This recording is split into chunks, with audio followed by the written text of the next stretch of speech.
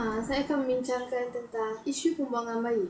Sejak akhir-akhir ini, negara kita digemparkan dengan berita yang amat memanjakan semua pihak, iaitu mengenai isu pembuangan bayi.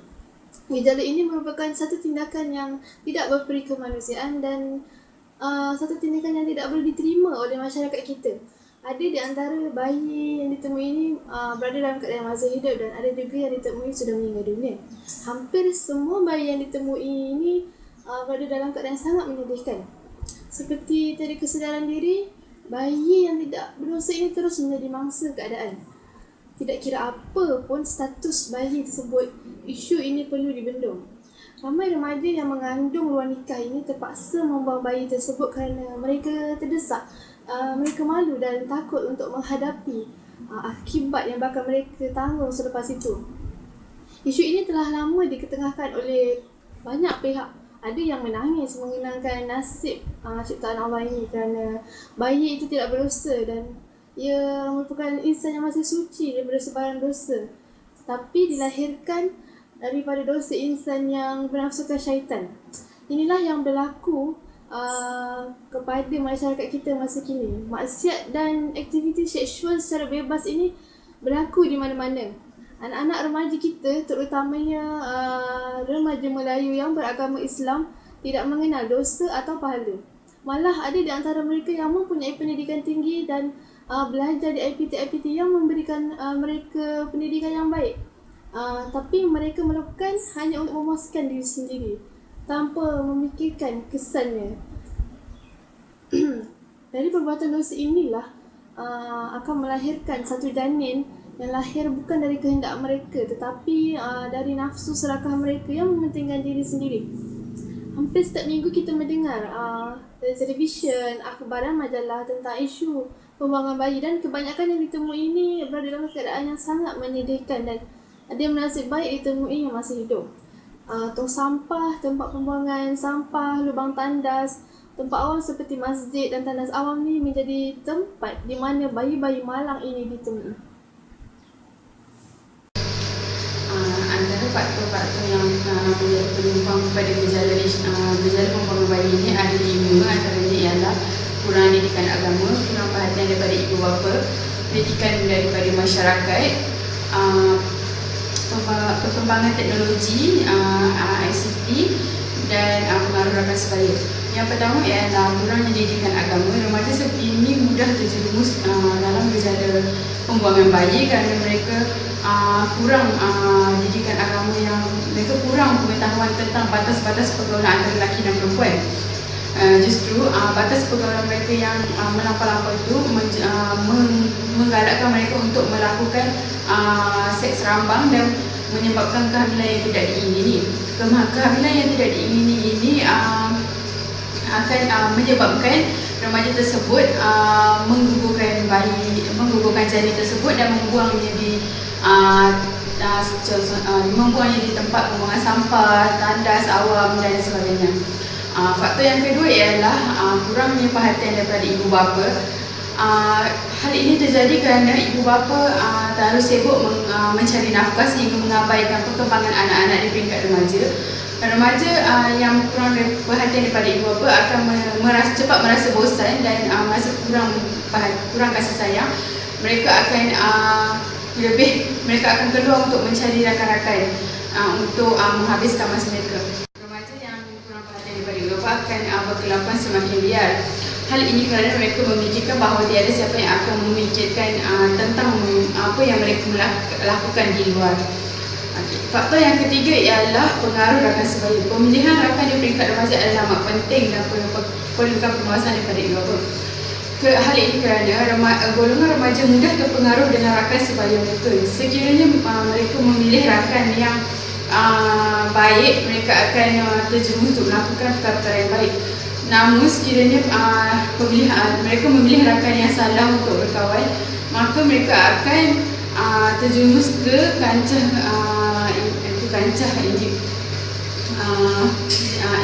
Pembuangan bayi ini berlaku kerana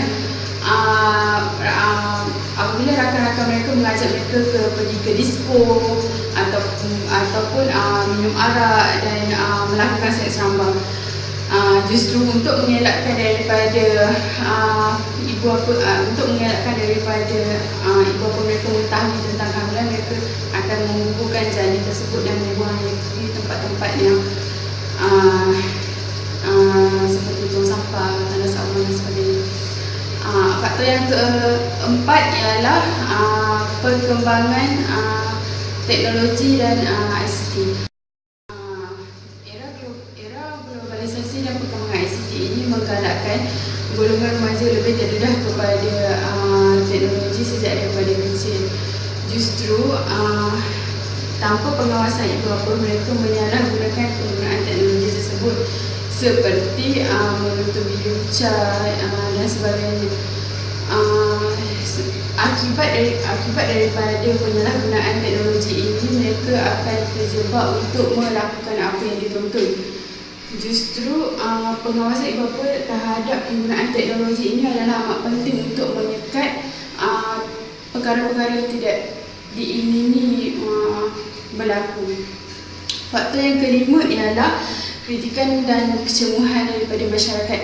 Apabila berlakunya kehamilan yang tidak diingini ini, masyarakat akan mudah mengkritik remaja tersebut dan keluarganya akan mendapat malu.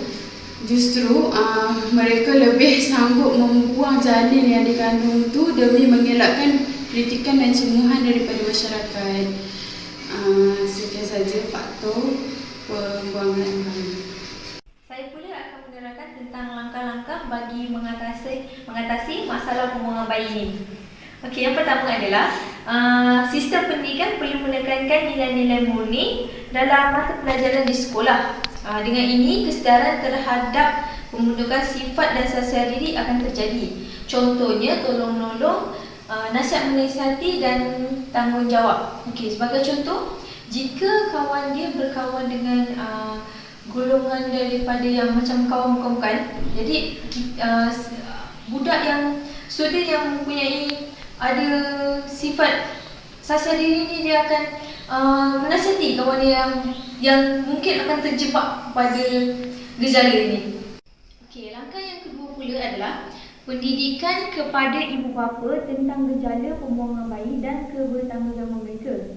Okey, sebagai contoh, ibu bapa yang bergejala ataupun yang memang berasal dari bandar, mereka tidak begitu menekankan ataupun mereka tak kisah kalau misalnya anak mereka nak keluar malam ke, nak keluar macam apa, tak kisah sebab mereka ada jenis parents yang open-minded. Tapi sebagai parents, sepatutnya mereka perlu sentiasa peka dengan keberadaan anak mereka dan mereka perlu kenal dengan siapa yang mereka, kawan anak mereka, dan tahu latar belakang kawan-kawan anak dia. Langkah yang ketiga pula adalah memberi penerangan secara meluas tentang salah laku sosial ini kepada golongan sasar. Contohnya remaja atau belia yang mempunyai masalah. Kita boleh terangkan kepada mereka tentang setiap keputusan yang mereka ambil sekarang ni akan memberi kesan atau impak pada mereka pada masa akan datang. Contohnya, jika mereka terjebak dengan masalah seks bebas, mereka akan mempunyai peratusan yang tinggi untuk mempunyai penyakit AIDS. Bagi langkah yang keempat pula, kita boleh menyediakan platform bagi remaja yang tersalah langkah ini untuk dipandu kembali ke jalan yang betul. Contohnya, kita membangunkan satu pusat pemulihan sosial. Okey, pusat pemulihan sosial ini akan ditempatkan kepada remaja-remaja yang hamil di luar nikah. Dengan ini kita boleh didik mereka. Kita akan berbincang dengan mereka, kenapa mereka boleh, apakah punca mereka terjebak dalam gejala sosial ini. Langkah yang kelima pula, kita juga boleh menumpukan perhatian kepada remaja lelaki yang dilihat mungkin menjadi penyebab utama terjadinya gejala sosial ini. Contohnya, golongan yang kita sasarkan adalah teman lelaki mangsa sendiri ataupun penjenayah seksual. Seterusnya, memberi penekanan hukuman berat kepada mereka-mereka yang masih tidak mempunyai kesedaran dalam tentang bahayanya gejala sosial ini. penekanan hukuman berat sebagai langkah terakhir setelah semua langkah-langkah yang telah saya terangkan tadi tidak memberi kesan kesedaran kepada mereka. Okay, akhirul kalam, masalah pembuangan bayi ini dapat diatasi di negara kita sekiranya wujud kesedaran dan rasa tanggungjawab dalam diri setiap individu yang bergelar rakyat Malaysia.